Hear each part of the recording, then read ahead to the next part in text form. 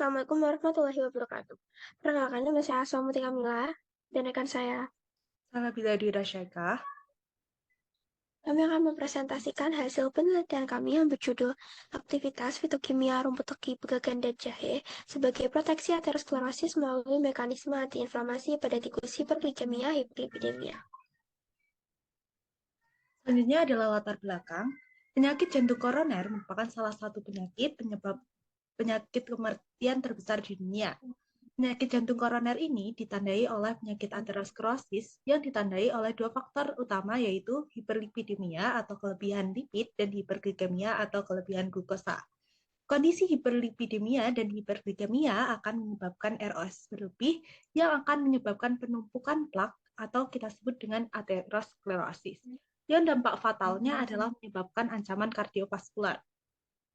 Sudah lumrah dalam dunia kesehatan untuk menggunakan obat golongan simvastatin sebagai obat anti-hiperlipidemia. Namun, studi terbaru menunjukkan bahwa obat anti-hiperlipidemia dari golongan simvastatin dapat menaikkan gula darah pasien yang berakibat pada buruknya kondisi hiperglikemia.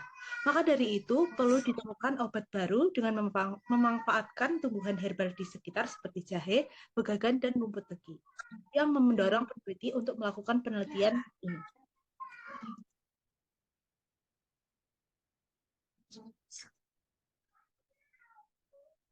Yang selanjutnya adalah ekstraksi atau determinasi tanaman, ekstraksi dan pembuatan tablet. Proses ini dilakukan di Universitas Ahmad Dahlan. Untuk ekstraksi dilakukan dengan pelarut etanol 70% dan suhu 40 derajat selama 36 jam. Yang selanjutnya adalah proses penggabungan ekstrak teki, pegagan, dan jahe yang dibuat sediaan tablet effervescent dengan cara mencampurkan ekstrak baik laktosa dan glukosa yang sudah ditimbang, lalu memasukkan campuran tersebut ke dalam oven dan mensaring agar menjadi granul, serta ditambah dengan asam dan natrium dan ditimbang sesuai bobot awal yang ditentukan. Nah, kemudian tablet effervescent dicetak. Bobot awal yang kami tentukan adalah 2.200 mg. Berikut merupakan 3 formulasi dari tablet effervescent yang kami buat. Yang selanjutnya adalah pembuatan hewan uji hiperlipidemik hiperglikemik dengan induksi diet tinggi lemak dan septositosin serta pemberian perlakuan dengan sediaan. Kami menggunakan Decus Vista albino jantan 25 ekor berumur 8 sampai 10 minggu dengan berat badan kurang lebih 200 hingga 250 gram yang kemudian dibagi menjadi 5 kelompok. Ada kelompok kontrol normal, kontrol negatif, kontrol positif, perlakuan 1, dan juga perlakuan 2. Sesuai tercantum dalam tabel. Yang selanjutnya, hewan uji diberi dengan komposisi pakan diet normal dan diet tinggi lemak yang berisi vitamin, selulosa, kolesterol lemak hewani, sukrosa, dan tepung jagung dan kasein. Selanjutnya adalah pemeriksaan berat badan, kadar gula darah, kolesterol, LDL, dan HDL. Pada pengamatan berat badan, kadar lemak, dan gula darah dilakukan pada minggu pertama, minggu kedua, minggu ketiga, minggu keempat. Pengukuran kadar glukosa darah dan profil lemak darah dilakukan di lab patologi klinik FKKMK UGM dengan metode spektrofotometri. Yang selanjutnya adalah pemeriksaan biomarker aterosklerosis dengan rasio limfosit neutrofil dan gambaran histopatologi jantung dan pembuluh darah.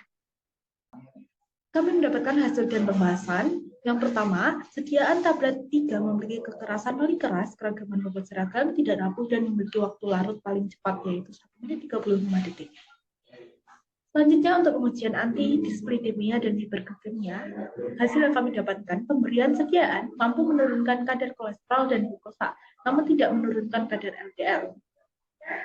Selanjutnya, untuk pengujian antiinflamasi sebagai biomarker, anti-aterosklerosis mendapatkan hasil nilai rasio limfosit neutrofil pada kelompok dosis 1 tertinggi kedua setelah kelompok normal dan lebih tinggi daripada kelompok kontrol positif maupun dosis 2.